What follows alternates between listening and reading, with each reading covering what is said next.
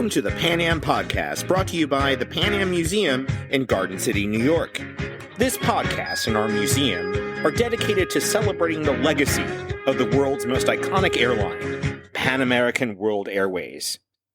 My name is Tom Betty, and I'm the host of this program. Thank you for joining us.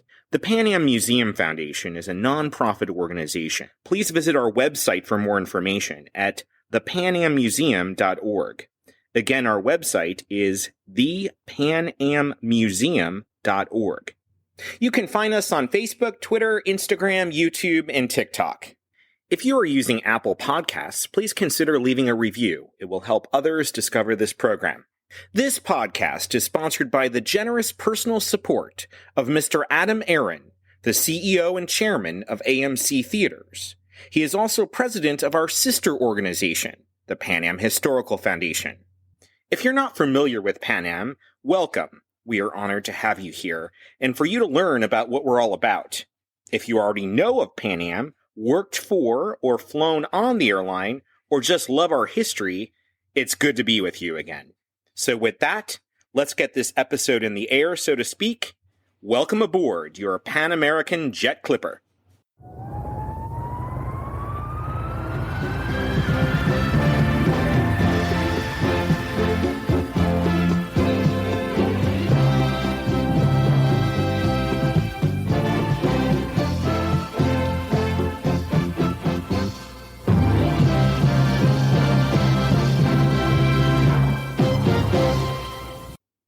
In this episode, we explore the life of Kathleen Clair, executive assistant to PanAm founder and chairman Juan T. Trippe for over 32 years, from 1948 to 1980.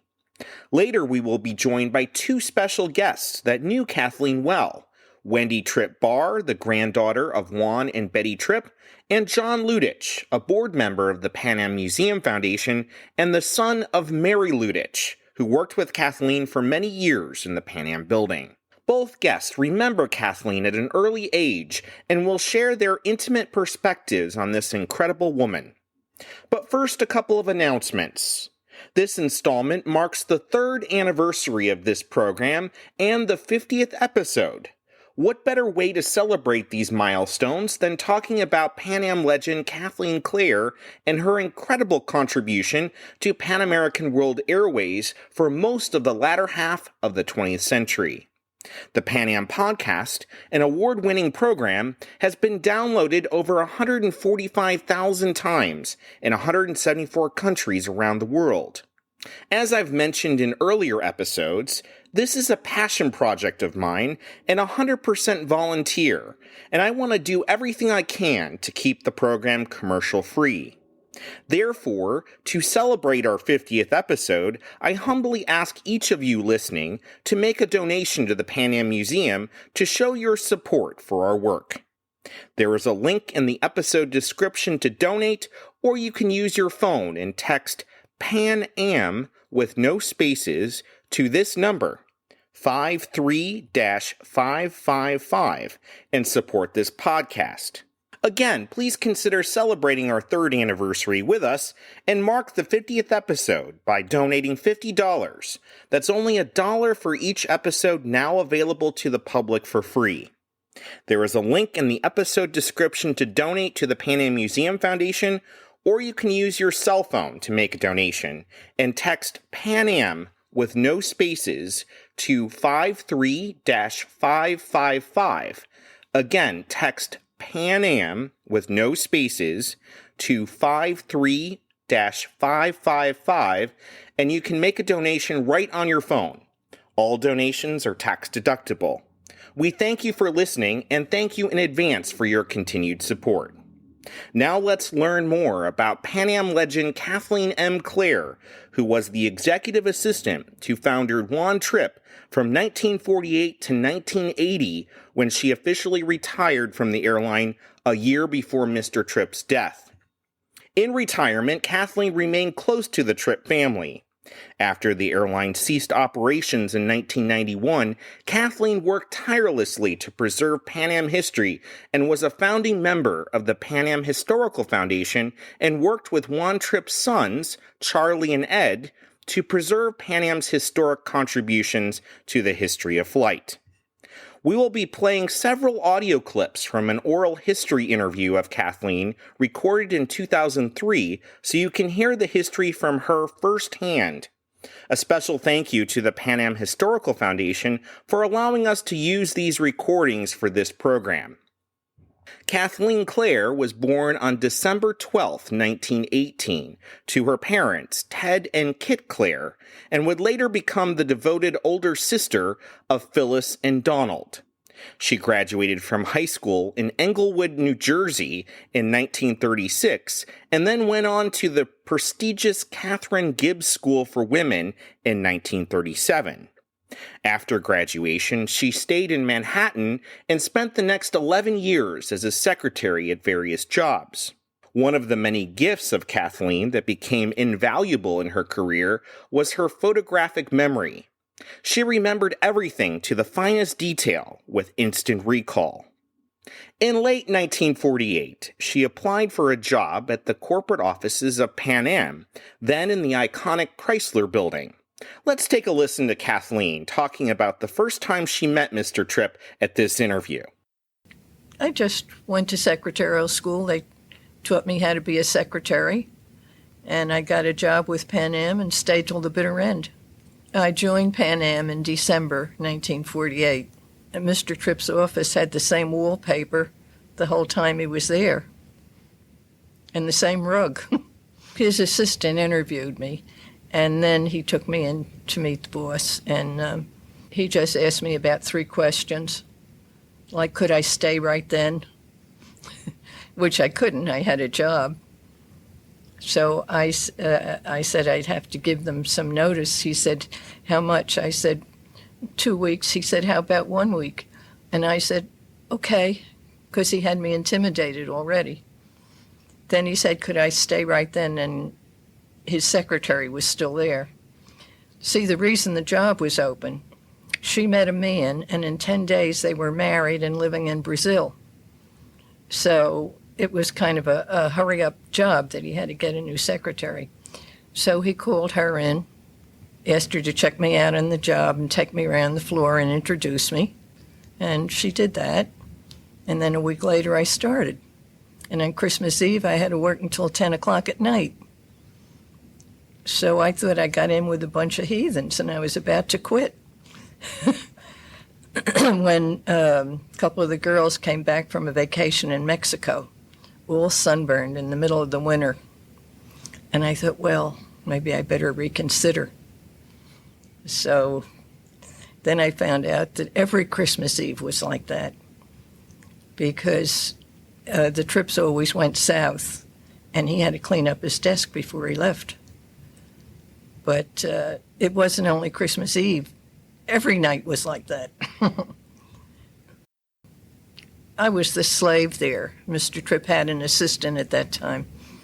You know, I didn't march in and take over. It was just, you know, regular secretarial duties. Answer the phone, take the letters, open the mail. His assistant was there until the late 50s. He died. And then I had to do everything. I had to do all the bookkeeping for several of his small companies. He never asked me if I wanted to do that or if I knew how to do it. He just, you do it, that's it. He always came in early in the morning, and he stayed till about 7 or 7:30 at night.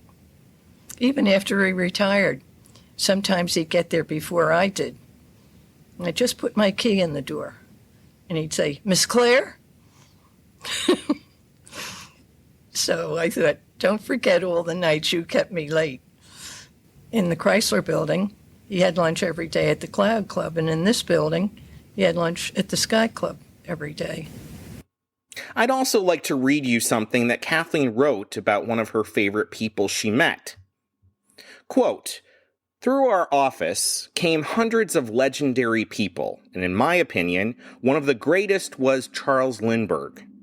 He would use our offices as his New York base when he visited. He was one of the most wonderful people I ever met, very self-effacing. You couldn't do anything for him. You couldn't dial a phone number. You couldn't type anything for him. Nothing. He did it all himself. After the war, he worked for PanAm for $1 a year. He refused to take a salary, but he said that he would submit an expense report on his first trip to Paris. And he came back and handed me a bill noting, "Here's my expense account," end quote. Let's take a listen to Kathleen talking about her memories of Charles Lindbergh. Lindbergh, during the war, he was out in the Pacific, as you probably know. And just about the time I arrived at PanAm, he came back with PanAm. But he wouldn't take a salary. But he said he would put in an expense account. So he did go to Paris on a survey trip. And when he came back, he handed me a bill. And it was a rental bill for a Renault. So I said, well, where's the hotel bill? And he says, well, I slept in the Renault. So he was used to squeezing in small spaces, and you couldn't do anything for him. You couldn't make a telephone call, type a message, nothing.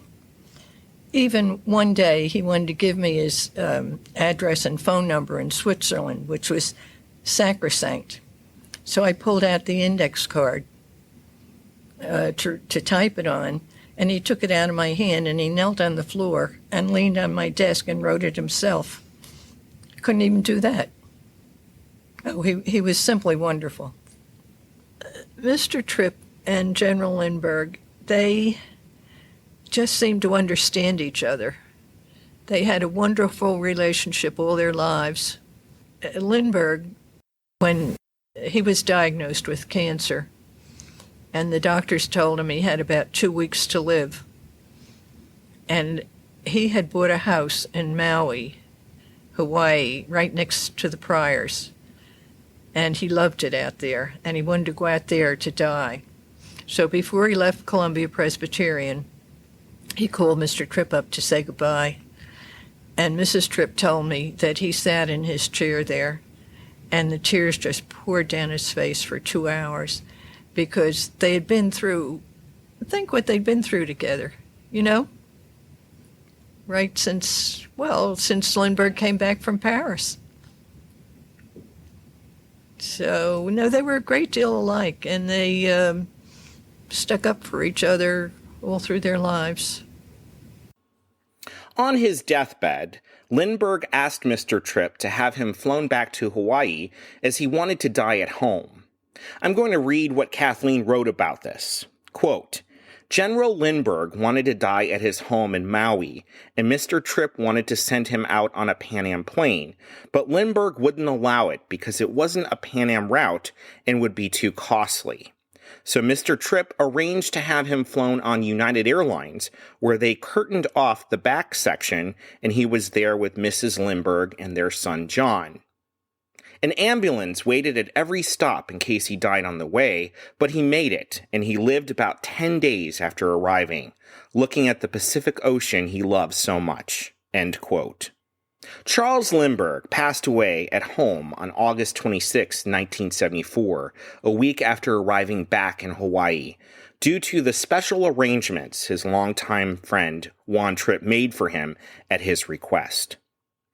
The close friendship that Trippe and Lindbergh had went all the way back to 1927. In 1929, Juan and Betty Trippe and Charles and Ann Lindbergh went on a trip together to Central and South America. Let's take a listen to Kathleen tell the story of what happened. The Trippes and Lindberghs, they were newlyweds. They were married in 1928, both of them. They took a proving flight to the northern part of South America. So they took off from Miami in a Fokker F-10. You had to enter that plane through a hatch on the top. And you had to bend in half to get to your seat. It was very small inside, but comfortable. After they got to Trinidad, there were no more land airfields, so they had to switch to a Sikorsky S-38. Igor Sikorsky built that. He left Russia during the Bolshevik Revolution. He built several of our early planes. So they had so much mail. They had to deliver the mail on this trip, so they had to get at each spot before dark and deliver the mail, and that had to be. It was a requirement that it had to be delivered on a certain day. So they had so much mail, they had to split up then and go in 2 Sikorsky S-38s. And the Lindberghs went in one, and they took Charles Lorber with them, who was one of our early radio man mechanics. And the Trippes went in another, and Captain Jack Tilton flew that one, and they took William Jarbo, another of our very early radio mechanics. So they went all around the Caribbean and then to the northern part of South America. And when they got to British Guiana, they left so much mail there that they could all go back in one plane again. And then when they got to Dutch Guiana, they had a big dinner that night, and everybody was speaking Dutch and a little broken English, and Mrs. Trippe was struggling to keep up a conversation, and Lindbergh was sitting across from her, and he wiggled his ears. And every time she glanced in his direction, he wiggled his ears. And, it was very hard not to laugh. He was a practical joker. Then they went to Barranquilla, Colombia. There were so many people on the field that he couldn't land, and he dropped several notes asking them to clear the field, but there weren't enough police, they couldn't do it.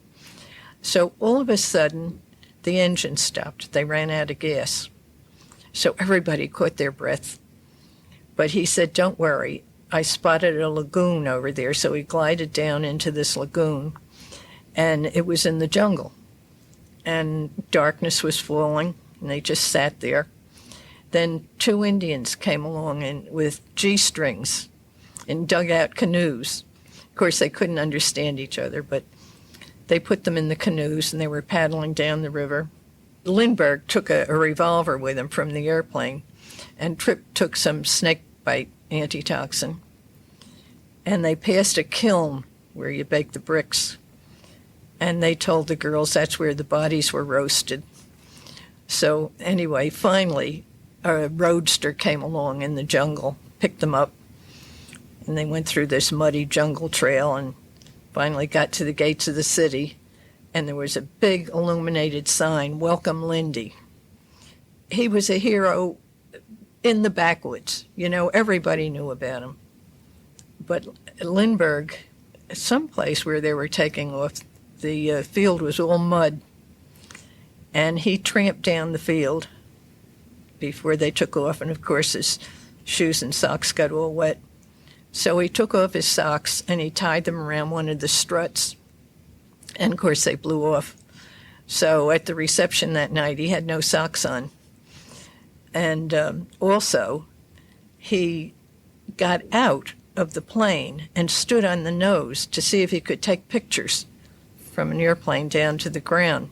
Scared them all half to death. But don't forget, he was only 27 years old. Trippe was 29 at this point. But they thought the same. Anyway, it was 9,000 miles, and it took them 3 weeks. And everywhere they went, Trippe stayed up till the wee hours talking to the officials about landing rights in airports and whatever he had to. One last clip to share before our interview. This one is from a 2011 BBC documentary where Kathleen is talking about something that happened during the Apollo 8 broadcast on Christmas Eve of 1968. In December of that year, the Apollo 8 manned mission to orbit the moon departed. As moon fever gripped the world, the guys at PanAm were presented with a unique opportunity. It was Christmas Eve, so the question came up, who was going to man personnel? Well, the 2 bachelors had to do it. So there they were, and they were watching these newscasts. So one of them said to the other, "Why don't we tell them that PanAm is taking reservations for the moon?" Well, they had a cabinet in the office with some booze in it, and I think they treated themselves a little bit because it was Christmas and they had to work. So they did. They called up the channel. So the guy announced it on TV. The switchboard lit up like a Christmas tree. Well, I have here a reservation for a flight to the moon. They thought they might as well capitalize on this a little bit and decided to issue a little wallet-sized card like this. And it's First Moon Flights Club. And it confirms that they made their reservation. This one is number 42,673. The switchboard was jammed for days, which wasn't too good, you know. In December of 2018, Kathleen celebrated her 100th birthday with family, friends, and many PanAm colleagues. A little over a month later, Kathleen M. Clair died peacefully on January 26, 2019, after 100 years of engaging life on her own terms. She is missed by her large extended family, the Trippe family, colleagues from PanAm, and friends from her long and well-lived life. Now on to our interview.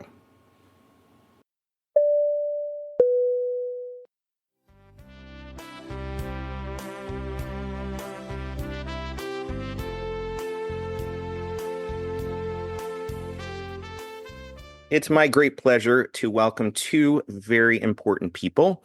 The first is Juan and Betty Trippe's granddaughter, Elizabeth Trippe Barr, who also goes by Wendy. Wendy, welcome to the program. Nice to be here. Thanks for having me. And the other person is Juan Luetich. Juan Luetich serves with me on the board of the PanAm Museum Foundation, and he's also the museum curator. And John's mother, Mary, worked with Kathleen Clair for many years in the executive suite of PanAm, starting in the early 1940s and retiring in the early 1980s. John, welcome to the program. Thanks, Tom. I'm glad to be here. Wendy, let's start with you. I know Kathleen Clair was very special to you, and I'd like to thank you for agreeing to come on this program and share her stories and your memories with us. I know this is deeply personal, and by doing this interview, you are sharing an incredible gift to those who are listening today and into the future.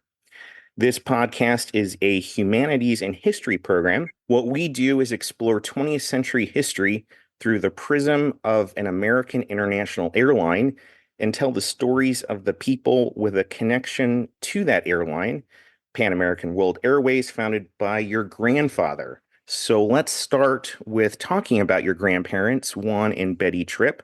Can you tell us a little bit about them and how do you remember them?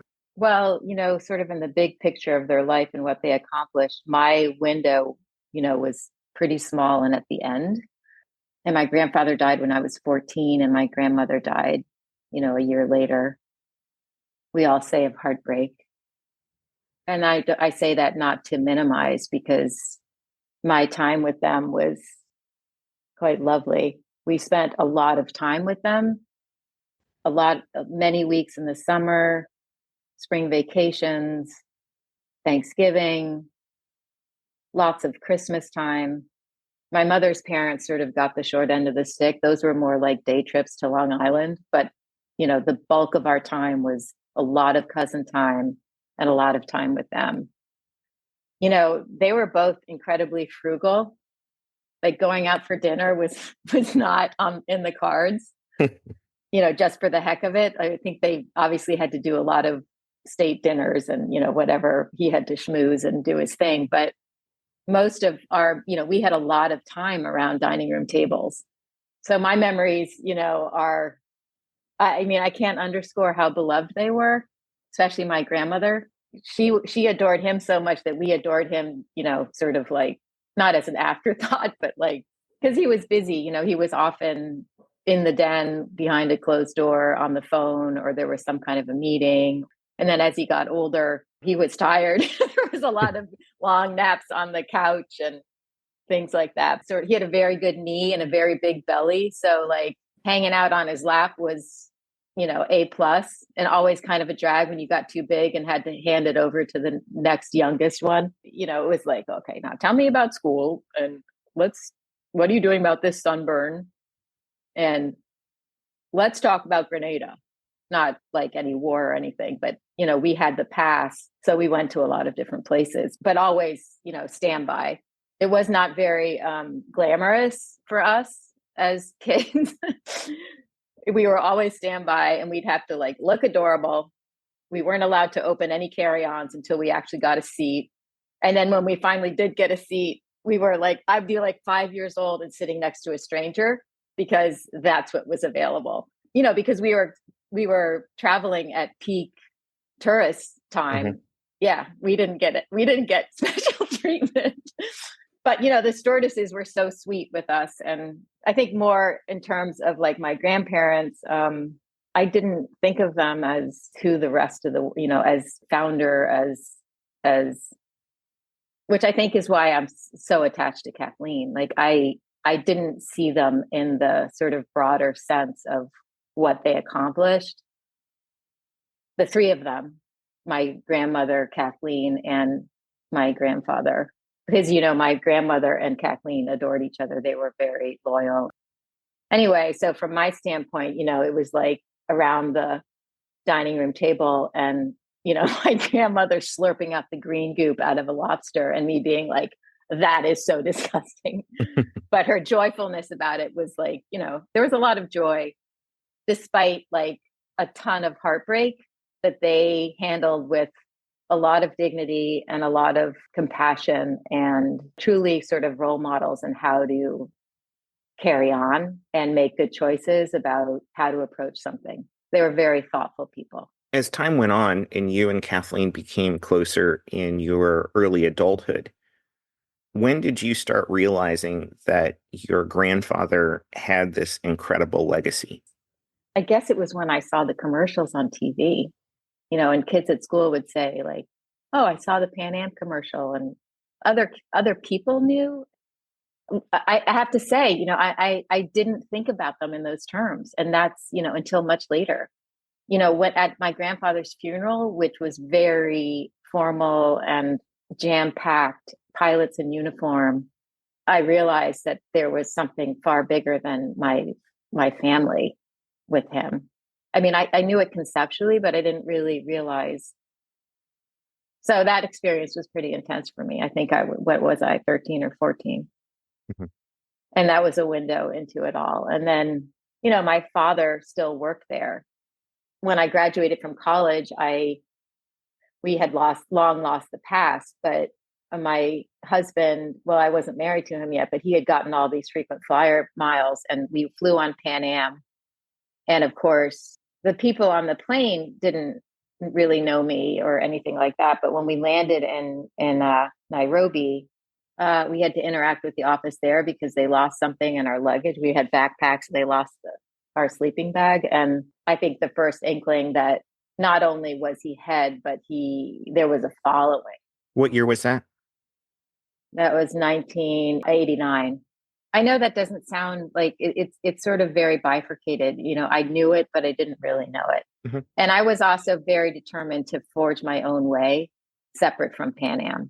I sort of wanted my own identity outside of it because at that point, he was getting a lot of criticism, a lot of criticism. And, I was a freshman when they gave up the United routes and I got to go on that 50th anniversary trip through Guam and Wake, and that's the inverse Hawaii, that hopping across. So I learned a lot then, but it was all very wistful at that time. And I didn't know whether to think of him as like this great man or this failure, to be honest. That was sort of a weird thing. And because the world was not kind to him, they said that he didn't groom a successor. They blamed a lot of it on him. And I know now that he was out in 68. I mean, like he was out so early. Like I now understand that narrative was profoundly more complex. But, at the time it was just mostly sad and not embarrassing, but just sad. I mean, seeing Lockerbie was like such a visceral thing for me. I mean, for everybody, but like to see the PanAm logo mushed up. It was so metaphoric, I thought, in so many ways. This is a great conversation and provides great insight from a totally different perspective that you bring. Let's talk a little bit about Kathleen Clair a little bit. John, if you can give us some insight in your relationship with Kathleen. Kathleen says she remembers me when I was 5 years old. I guess I took a few trips to the Chrysler building, and my mother probably showed me around. But when I was in high school in 1968, I had a summer temp job in the mailroom in the PanAm building. And the job they gave me was to deliver and pick up mail at the various ticket counters in Manhattan. But in between, I would help deliver mail to the floors in the PanAm building. And the first time I met Kathleen was delivering mail to Mr. Trippe's office. And he had just retired a few months previous to that. I started in July 1968. But I remember being in Mr. Trippe's office. But Kathleen did not know who I was at the time, and I was not going to introduce myself. So anyway, that was my first introduction. And then my mom and Kathleen were close friends, and Kathleen and a few other women from PanAm came to my dad's funeral in 1996. Now, Kathleen was one of the founders of the Historical Foundation, and she and my mother and a few others were making weekly trips to the storage facility in Montville, New Jersey, where all of the documents were being stored from PanAm after the company folded. So my mom continued her relationship with Kathleen. My mother was like the social director after PanAm folded with these women, and she would organize Christmas parties every year in the Sky Club at the top of the PanAm building. After PanAm, I was working for New York City. I had a career in law enforcement for about 30 years, from which I retired. Anyway, I was collecting pictures of airliners, having grown up with PanAm and having flown all kinds of airplanes as a kid. I just collected pictures. I had starting in the 80s, a slide collection of airliners from all over the world. So anyway, I asked my mother, do you think Kathleen has any pictures of PanAm aircraft? So she calls Kathleen, and Kathleen says, have John come over. So Kathleen lived in an apartment still all those years in Stuyvesant Town, which is a very middle-income development, which my daughter now lives in too. Oh, wow.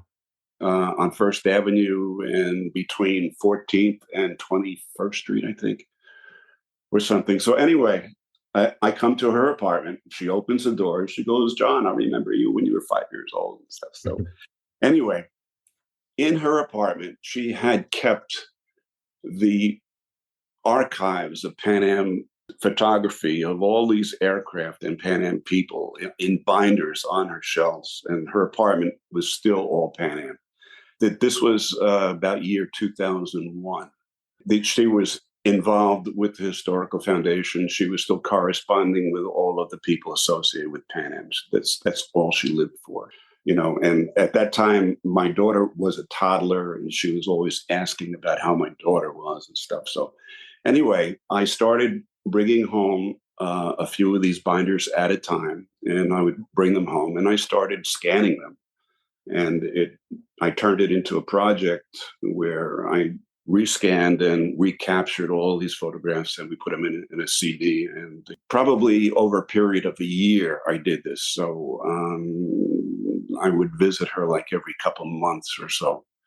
And we would sit and talk about these photographs and about PanAm. And it was wonderful. We really were like a family, and she was like my aunt. And our relationship continued. We correspond with mail. She would tell me about books and authors and offer her criticisms of any particular book. The last time I spoke to her, I told her that my mother had passed away, which was 2015. Being with her was like being part of PanAm. It was like being still in the seat of power, because these women at PanAm, I call them the grandames, because they wielded the power of their bosses. In the PanAm building, when Kathleen spoke, you obeyed. Wendy, tell us a little bit about your special relationship with Kathleen. Since you were born, Kathleen has been a part of your life in different levels. Well, everything that John said just makes me smile. It wasn't my relationship wasn't that different. I mean, he conjured her in very lovely terms, and I completely concur with everything that he said. And as for me and my relationship with her, she was a fixture. She was a fixture in his office. I think the grand dames, as John talked about, was 100% understood by me, that she was very, very important. I knew that she was very important. She was also a fixture in the sense that it was sort of like, call Miss Claire, she'll know. Kathleen got us our tickets. Or the new timetable came out yesterday and Kathleen put it on your desk.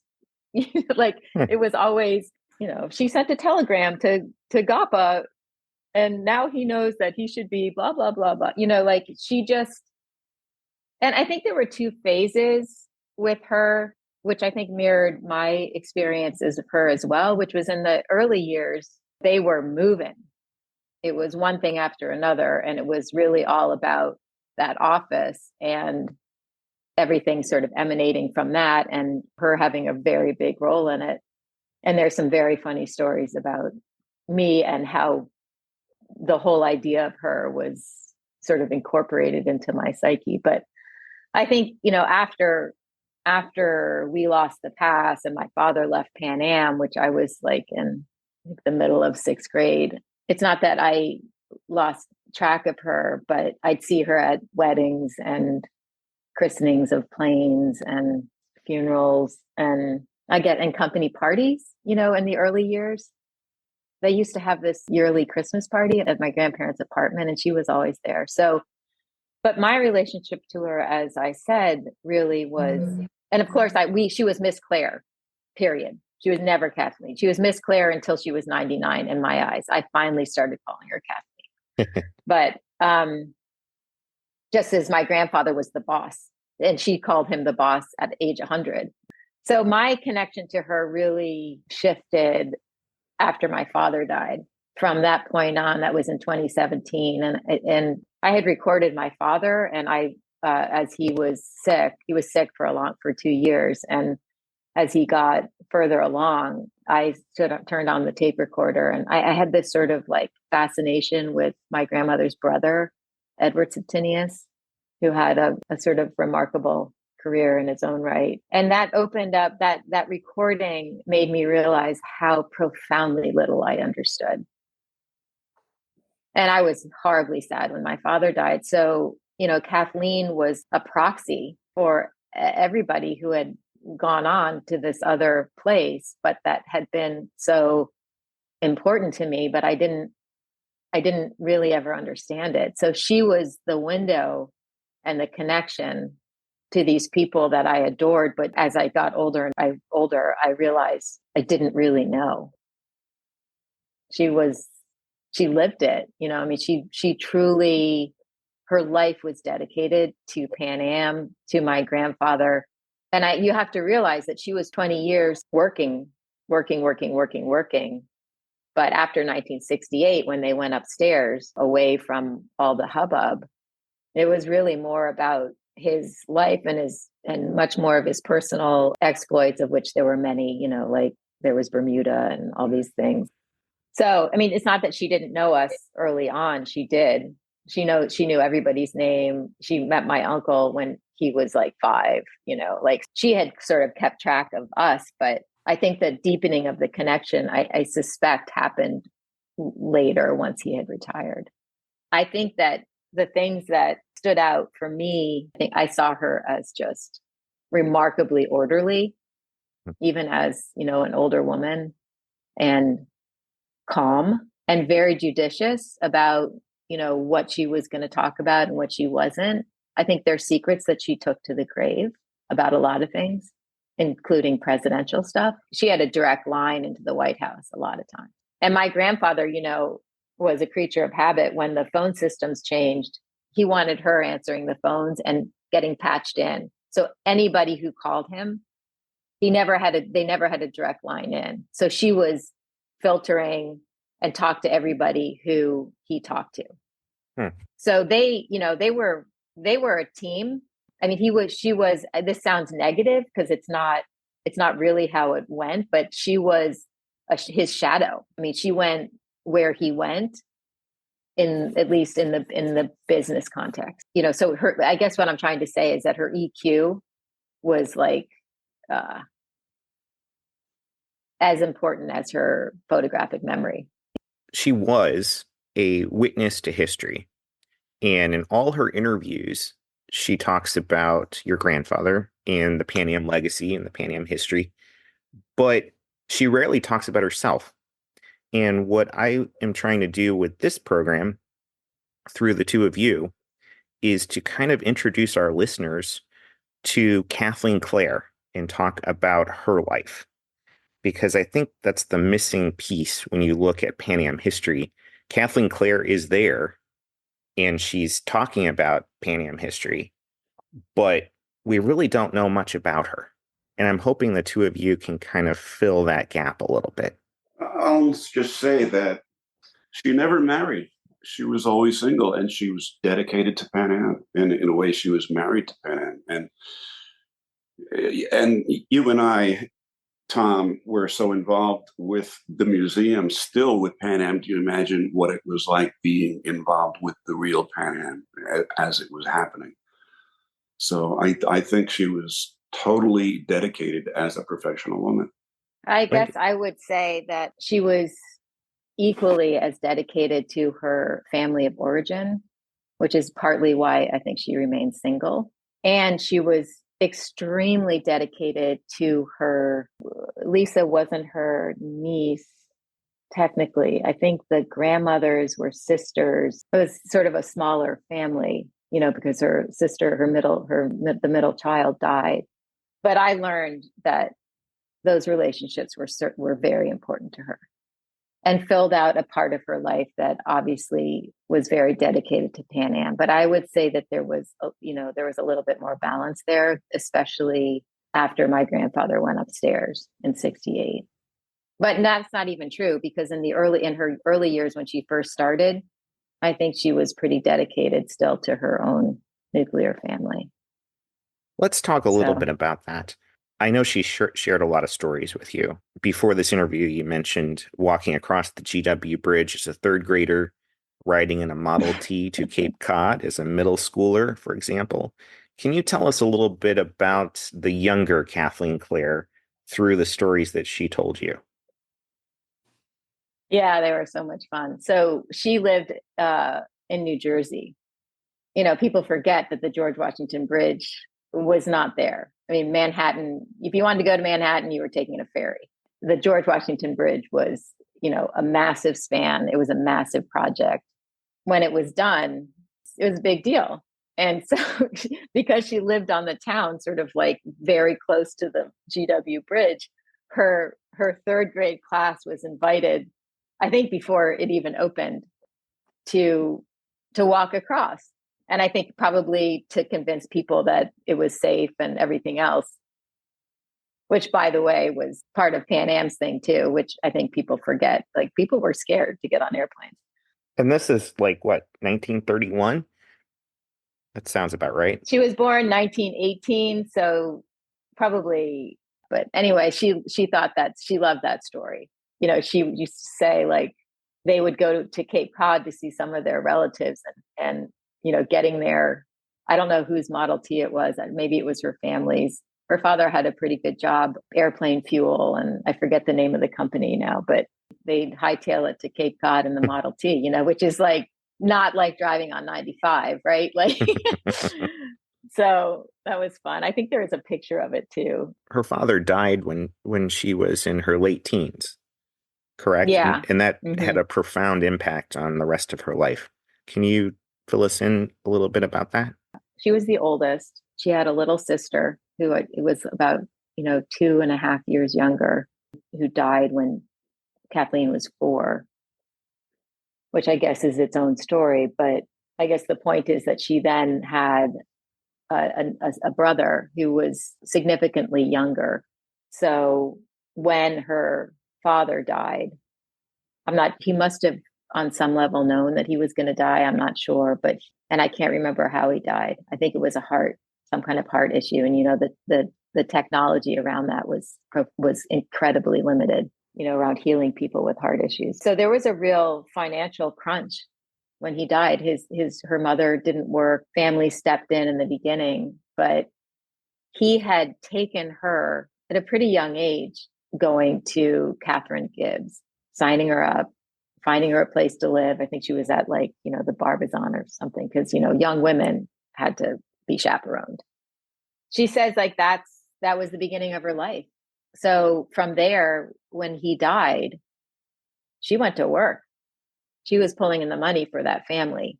They did have family here and there, and, they were okay. And her mom, I think, was, semi-wrecked by the loss of the daughter. I gather not like Kathleen much at all, more fragile, more old-fashioned, more some level wounded. So I think she had a huge responsibility towards her mother too. And I think there was a real tension, because I think her mother thought that Kathleen would marry. It was 48 when she started working for PanAm. So, she did a bunch of other jobs before she landed in my grandfather's office. There was a boy next door that she could have married, and her mother wanted her to marry, and she did not. And I think that was because her father had signed her up and, was relying on her to keep things going. And people didn't talk about that, right? It was just your duty. And I would say that in addition to the photographic memory and stuff, she was an incredibly dutiful, quietly strong in the way that a lot of people were, in addition to being incredibly independent. And, that I think my grandfather and she were in lockstep in that, in kind of their values. The airline industry is seen as so glamorous, and it was, especially in the 60s and early 70s, it was, and even later on, the glamour of it was the allure. I think that was partly to get people onto airplanes, and partly because it was all new and let's see the next Apple iPhone, it was kind of that kind of thing. But at heart, I think that they were both dedicated to this sense of duty. Kathleen used to laugh, when the government called, he was bolt upright and doing his thing, he was very patriotic. She was very loyal to country. So this idea that, that they were living this glamorous life like everybody else was just, not. My grandfather was so puritanical. There was lots to get done. There was not a lot of glamour in it for them. She was incredibly committed to her family too. So, and as was he was very committed to us. So this is a good segue to play a clip of Kathleen. In this clip, she is talking about how calm and collected your grandfather was, and then we'll get your insights and reactions. So let's play this clip. Yes, you never knew whether he was particularly pleased or displeased. I mean, if you did something really stupid, he didn't mention it, Like I sent him to London without his passport. Never even mentioned it to me. He just absorbed everything. Disappointments as well as successes. And he was always the same. He was not moody at all.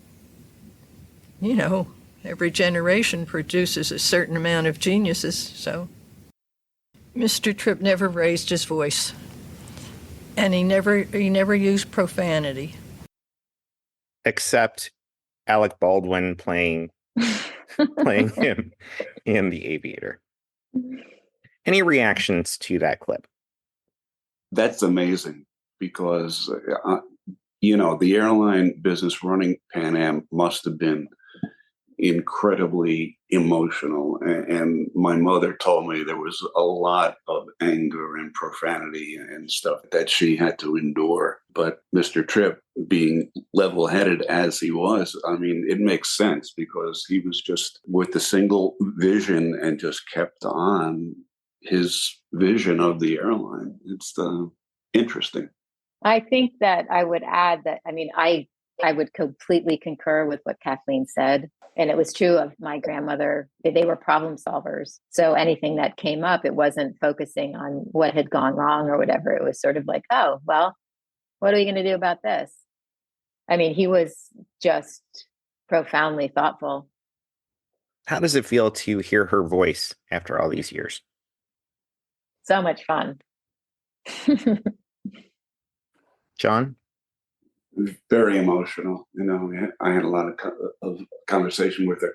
You know, at the museum, we run the video of her explaining this the 747 story, and I hear her voice almost every time I visit the museum. So, but I never get tired of it.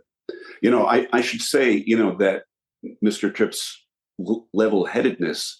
His staff, I mean, he had the best people, his vice presidents, people like Gates and Gray and Leslie, I mean, Sam Pryor. I mean, it's just, you know, he hired the best guys and he knew how to work with them. And he trusted people, he empowered people. And so I think he never felt like he was alone in any kind of problem solving thing. Like, I mean, he had my grandmother, he had Kathleen, and he had this cadre of people who he did not micromanage. I think my sense was that he always knew what was going on, and directions would change. They'd come into his office and he'd like parse it through, and he would put the marching orders would change, not like in any kind of dogmatic way. And there's this incredible sense of teamwork and loyalty to this day with PanAm people that I think started with your grandfather. Let's take another listen to a clip of Kathleen Clair talking about why she and her colleagues loved her job at PanAm, and then we can talk about your insights. Well, it was the excitement of exploring the world and pushing the envelope on the next airplane. And I will say the main thing was the people we had to work with. They were wonderful people, and when you went in there in the morning and closed that door, you knew you would see nothing but wonderful people all day long. Very important. It was not the salary that kept them. Everybody was underpaid, including Trippe himself. He took $20,000 salary out of the company up until the 60s. Then the board insisted he take more. Wendy, John, what do you think about that clip? It's definitely true that he didn't take a salary. Yeah, I mean, it makes me think, like, I go back to like the glamour thing. Like they were working it. They weren't necessarily enjoying the fruits of it. You know, I remember the story of Kathleen. You know, she did have this cadre of female friends, and they would make a plan, you know, to go to Kenya or to, you know, she went all over the place whenever she got a minute, which wasn't very often back then. She'd be like with her suitcase under her desk. She'd be ready to go, you know, for the late flight, and something would come up like regularly and she'd slip it back under her desk. You know, like they were just dedicated to each other. For my grandfather, it was always about like, if we can facilitate the speed of this, how will that ripple? It's got to ripple in a good way, because trade will happen quicker. People will know each other in different ways. John, anything trigger you listening to Kathleen about your mom? Yeah, PanAm was really the first worldwide airline, and it was part of history. And to be plugged into that, it must have been thrilling. And both in your professional life, in business, and in your personal life, if you wanted to take, you know, a vacation or a leisure trip to Africa or to Europe or wherever you wanted to go. I mean, it was addictive. It was quite a life. It was a moment, and she was very, very conscious of it being a moment. and that it was a moment to savor and a moment to not miss. Wendy, did you ever travel with your grandparents? Yeah, I traveled with them a lot, but only to the places where we all gathered as family. My cousins traveled a lot more. I was sort of on the younger end of it. They, I think, were like, okay, we've been there, done that by the time I got around. Interesting. We really were focused at home with them. It's a very interesting perspective. Let's pivot back to Kathleen. So I understand that in her later years, in her mid-90s, she found romance. Can we talk a little bit about that?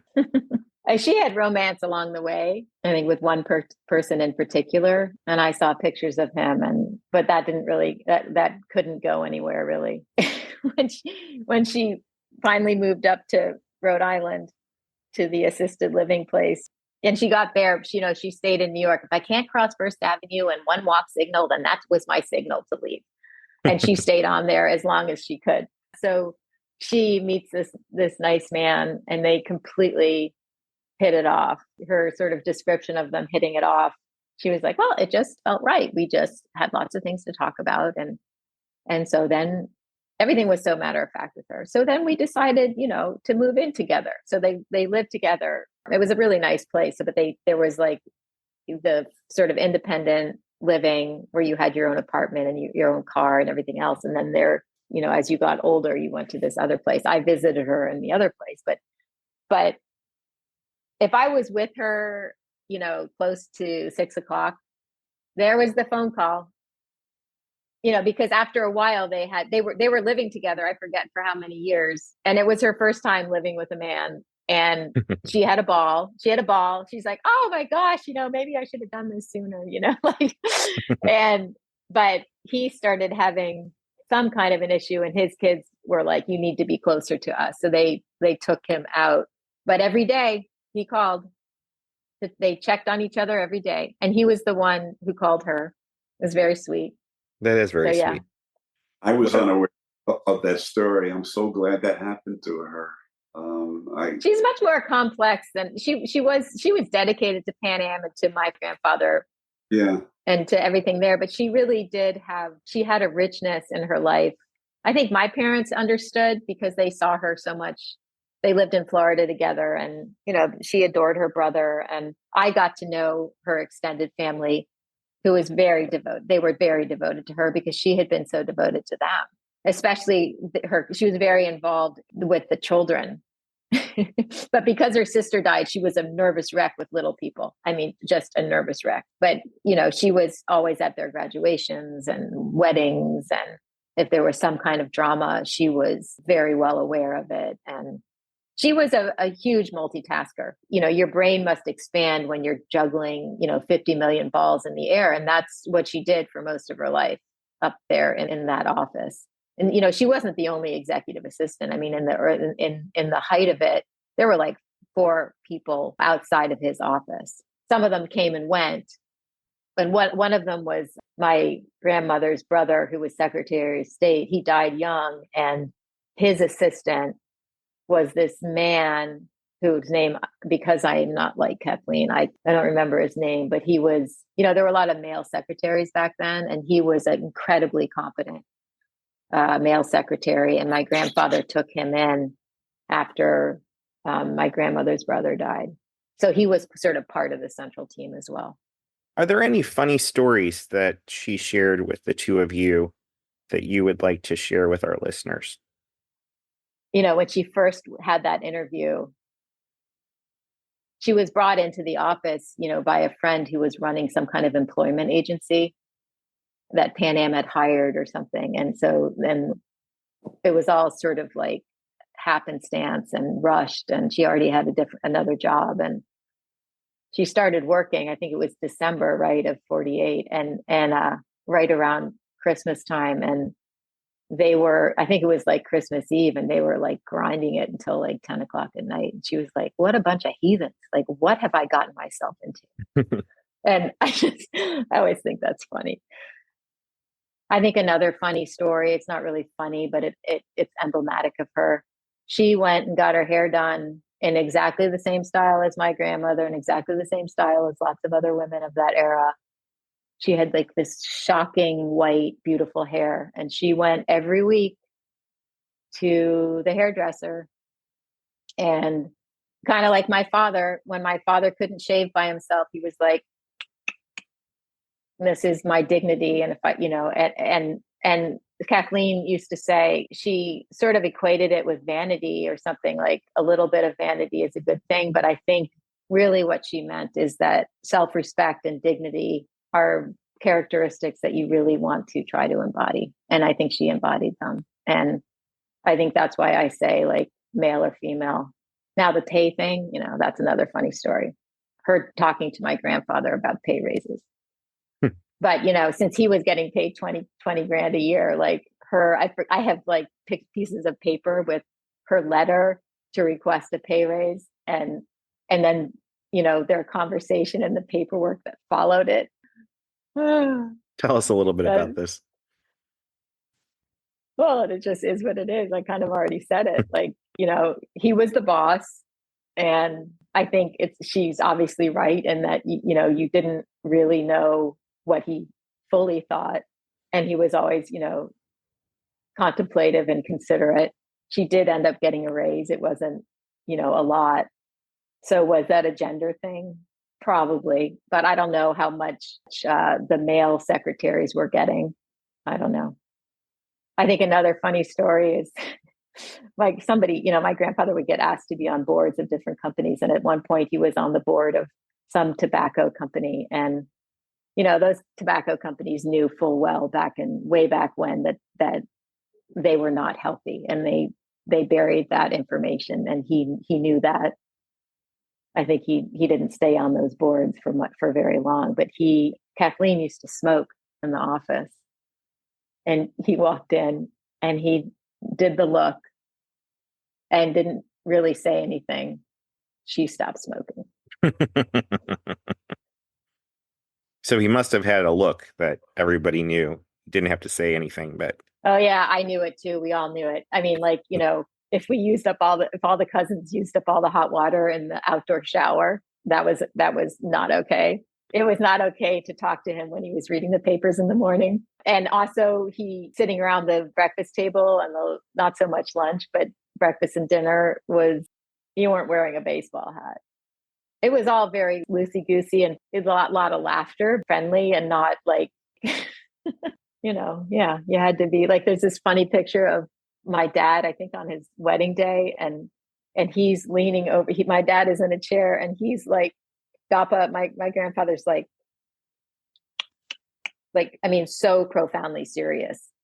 He was a serious dude. He was a very serious dude. And Kathleen was too. She took it very seriously, the whole expedition.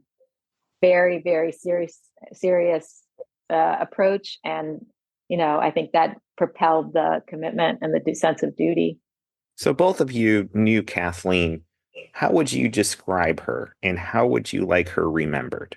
Wendy, the way that you phrased the way in which Kathleen performed her job and being a role or not being a role, but what's most important is her dedication, I think, to what she did. I mean, she was in 110%. And I think that is the lesson, or to give to young people, as you said, whatever you do, everybody's different, but whatever you do, make sure that you are in it entirely, and don't let it pass. But, she was so well-informed and smart. And, she came from Catherine Gibbs, which meant that the span of her role, she probably started wearing white gloves and she had to give Mr. Trippe a cup of coffee every morning and clean his glasses or whatever, in addition to all of the other major duties that she had. But, she was a woman of her times. She is to be looked up and, and praised for that. Yeah. I would concur. And I think part of that was she really didn't think about what other people thought. Very independent person. Mm-hmm. Yeah. And I think that she sort of, I've said this before, that she sort of embodied and believe that, service to others and to the mission at hand, whatever it was its own reward. And she just worked. She was a tireless worker. I think she was kind.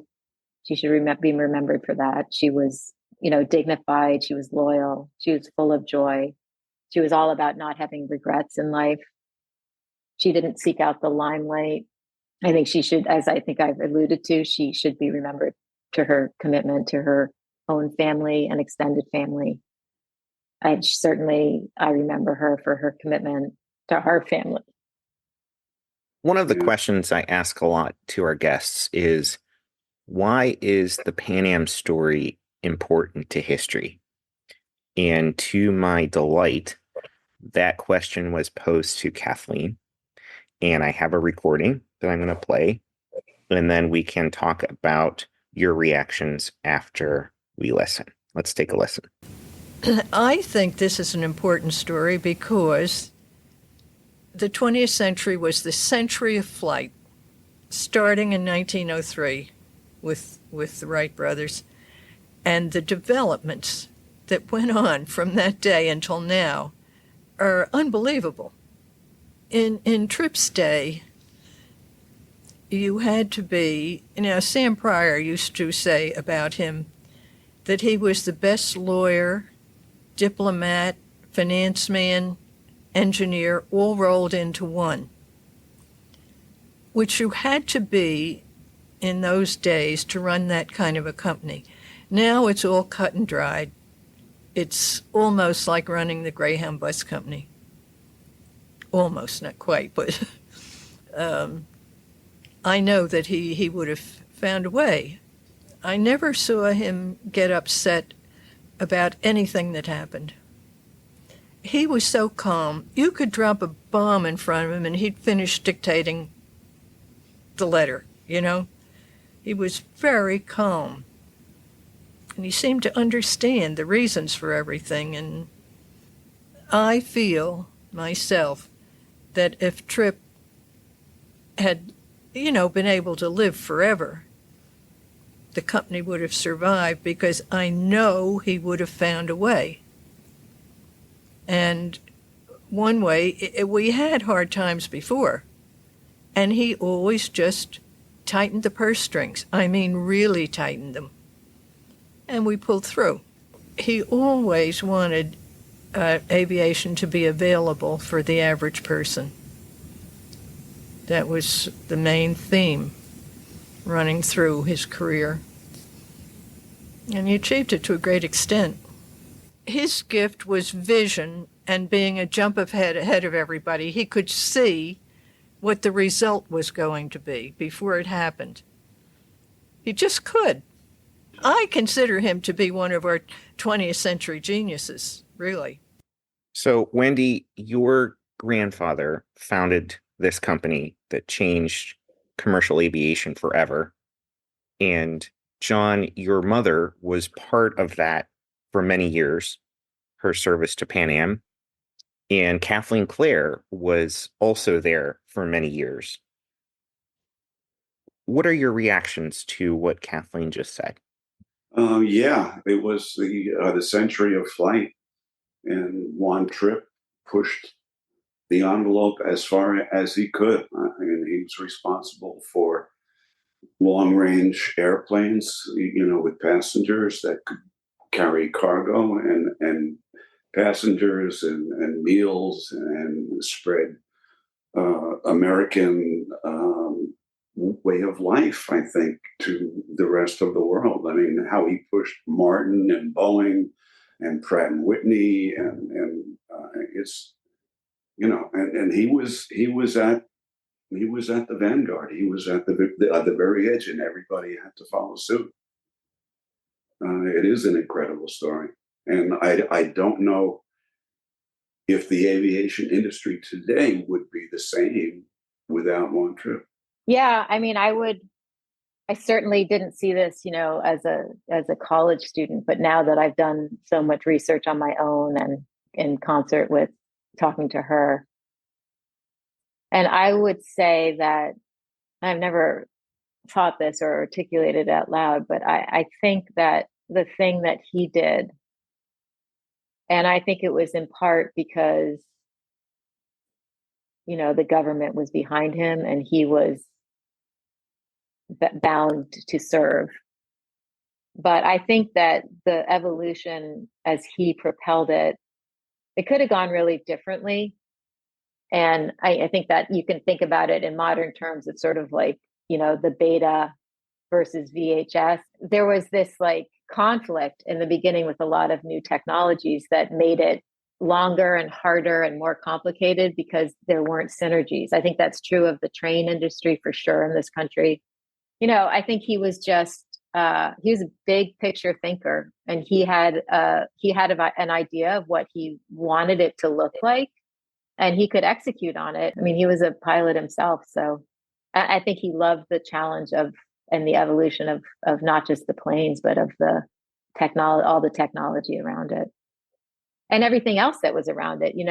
Supporting the hotels, like he was like a private equity firm managing all sides of it before there was private equity. He had and he sent people off, do incredible things, like the guy who went off to do flight safety, and the guy who went off to lead intercontinental hotels, and the guy who went off to China to work on CNAC, and or Avianca. I don't think that certainly didn't become very lucrative, but a lot of his work was schmoozing foreign dignitaries to get runways put in, and sort of to say, like, you too can have your own national airline, and you too can be a part of this, and here, we'll help you fund it. And again, this was not a lucrative thing. I mean, like, PanAm was flying empty planes all over the world, but our country wanted runways and access to a lot of different places, and he was not going to not do that if the government wanted that. He had an idea of how he wanted the story to end, and he propelled himself through that. I don't think that he would have had any idea, or he from above now as a dead man, if he could have seen it all. I think it would. Well, Kathleen used to say, "Oh, he would have figured it out. It would have been fine. It all would have changed. It all would have been different." And I think that's glorification of him. And, people get older and they're just not as effective. Although she did make fun of him for being so like to the government. And certainly at the end, my mom used to say, "Oh, poor Gappa, he's sitting in that senator's office." He was sitting in that senator's office for 6 hours. But he didn't care if he looked like an idiot. He had something to get done, whether he was like 79 and a half or, whatever. And he certainly went until the very end. I mean, he had a stroke and that was it. But he had his hands in everything until the very end. And the people he chose were instrumental in accomplishing his dreams. Yeah, I would certainly concur. The idea that it was, all him is, and he gets a lot of flack for having lackeys around him. That was the talk, when I was growing up, and I fundamentally, I don't think I believe that. I think the stories about Lindbergh too are sort of emblematic of not caring about what other people think. Like both Kathleen and he, just like they didn't care. Well, I would like to thank both of you for sharing your memories of Kathleen. And as Kathleen would say, this has been a swell interview. Well, thank you. This was really fun. I enjoyed getting to know John better, and it was way more fun than I thought it was going to be. And it was a pleasure. I'm so glad that you did this, Wendy. I'm glad to be here and part of this. And it was fun for me as well. So thank you so much for all your efforts with these podcasts. I did finally listen to a few too, and they're really fun. So I encourage everybody else to listen to more of them. So, and thank you, Tom, for presenting this, and the way that you do these interviews and podcasts is just extraordinary. So thank you. Appreciate it. Thank you. Thank you, Tom. It's an act of love and fascination and interest. So kudos to you. Kathleen would be very proud. She would say swell. Thank you very much.